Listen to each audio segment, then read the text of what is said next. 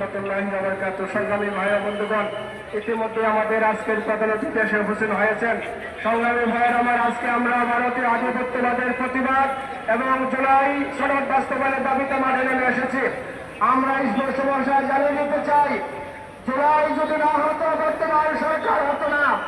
কাজেই জুলাই সনদ বাস্তবায়ন করে এদেশের সেন্টিমেন্টকে পূরণ করতে হবে। সংগ্রামী ভাইয়ের আমার, আজকে আমরা দেখছি বাংলাদেশের বিভিন্ন সীমান্তে ভারতের বিএসএফ বাংলাদেশের নাগরিকদেরকে নির্মমভাবে হত্যা করছে। এবং আপনারা দেখেছেন গাইবান্ধায় এশিয়া মহাদেশের সবচেয়ে বড় রাম মূর্তি স্থাপন করার জন্য তারা কার্যক্রম হাতে নিয়েছে। আমরা বলে দিতে চাই, রাম মূর্তি থাকবে মন্দিরে, রাজপথে রাম মূর্তির কোনো কাজ নেই। মুসলমানের দেশে যদি রাম মূর্তি স্থাপন করা হয়, তাহলে দেশের মানুষ নীরবে বসে থাকবে না।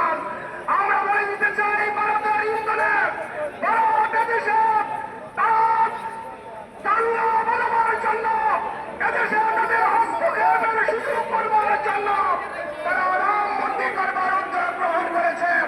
আমরা বলে দিতে চাই, রাম মূর্তি বাংলাদেশে হবে না। রাম মূর্তি যদি হয় মন্দিরে হবে, রাজপথে নয়। পাশাপাশি আমরা দেখেছি 250তম জাতীয় দিবস উপলক্ষে জাতীয় সংসদের দক্ষিণ প্লাজায় আমেরিকার জাতীয় দিবস পালন করা হয়েছে। সেখানে বিরোধী দলের নেতা এবং আমাদের দেশের শীর্ষ নেতৃবৃন্দ আমেরিকার বন্দরে যেভাবে মেতে উঠেছে, আমরা বলে দিতে চাই, আর বাংলাদেশের দাবিদারি বাদ দিয়ে তারা দিল্লি এবং ওয়াশিংটনে করতে চায়। বাংলাদেশের রাজনীতিতে তাদের ঠাঁই নাই। আমার বক্তব্য শেষ করছি। সবাই দাওয়াত দিতে আছি যুব আন্দোলনের সংগ্রামী আমবাগান থেকে বাংলা মাঠের পর্যন্ত বাদ ঈশার নামাজ ওখানে সবাই পড়বে আমবাগান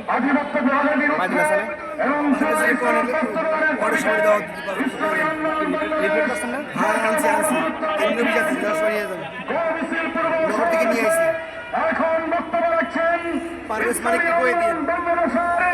সংগ্রামী মহাসচিব, রাজপথের সৈনিক, সংগ্রামী জনতা, মৌলানা কাজী আতাউর রহমান। বক্তব্য রাখছেন মৌলানা কাজী আতাউর রহমান।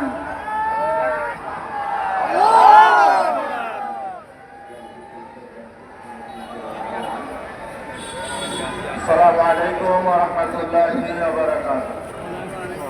নাহমাদুহু ওয়া নুসাল্লি আলা রাসূলিল কারীম, আম্মা বা'দ।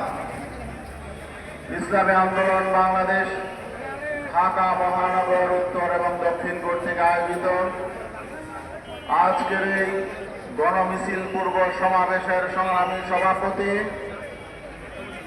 আজকের এই অনুষ্ঠানের প্রধান অতিথি, ইসলামী আন্দোলন বাংলাদেশের সংগ্রামী সিনিয়র নায়েব আমির, জুলাই অভ্যুত্থানের অন্যতম সিপান সালার, জননেতা মাওলানা মুফতি সৈয়দ মোহাম্মদ